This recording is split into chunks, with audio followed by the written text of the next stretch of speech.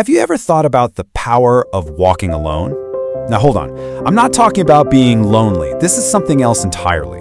It's about a kind of personal sovereignty, a strength that can totally change the way you see everything.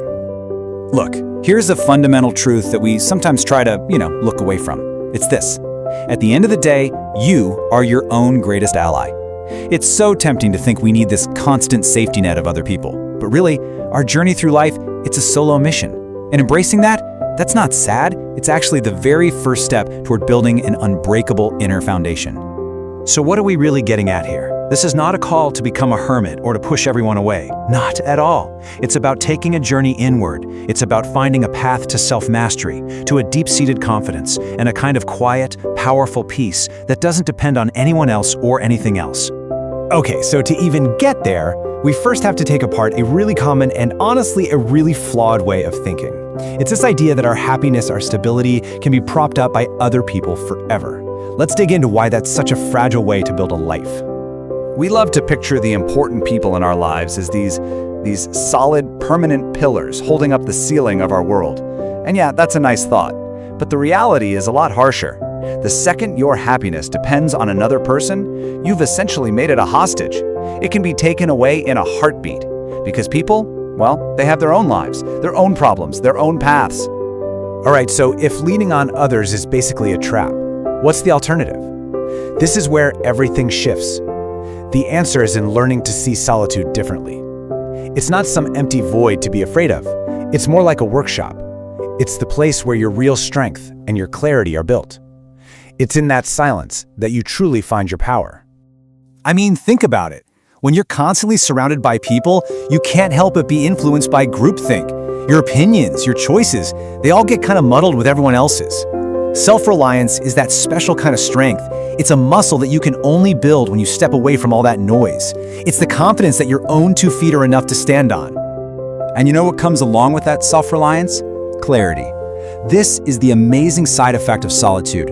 When you strip away the constant chatter, the opinions, the advice, the expectations from everyone else, something incredible happens.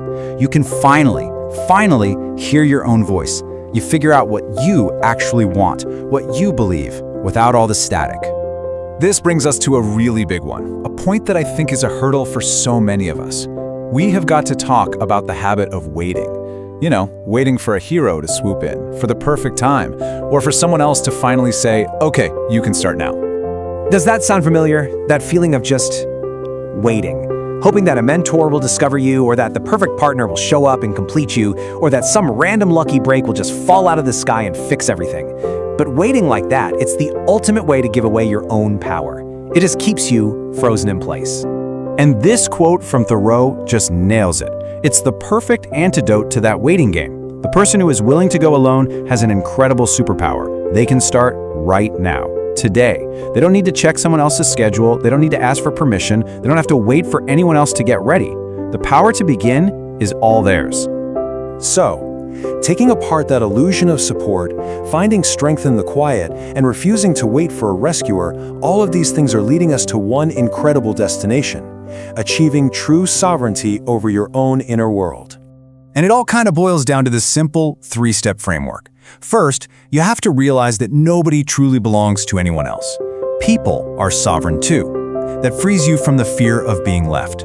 Second, you stop seeing yourself as a victim of abandonment and start seeing yourself as a whole person on your own path. And finally, that allows you to become the master of your own peace.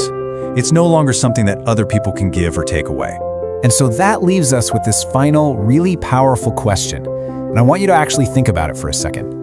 If you just dropped the need for approval, the need for a partner in crime, the need for the right time, what amazing thing would you finally let yourself start? Right now, today.